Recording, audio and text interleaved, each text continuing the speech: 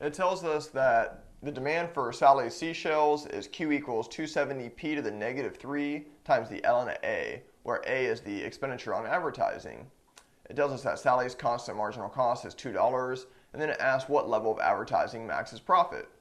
Well, we notice that they've given us the elasticity of demand, which was in the demand function as the exponent to the price variable, and they've given us the constant marginal cost. So with those two pieces of information, we can find what the optimal price is. We just plug in our components and we see that the optimal price is $3. So now we can plug that into our demand function and solve it down to get that demand is equal to 10 times the ln of A. So now we need to write profit because we're going to be maximizing profit, but we're going to be picking A as our variable. We're going to be picking the optimal level of advertising to maximize profit.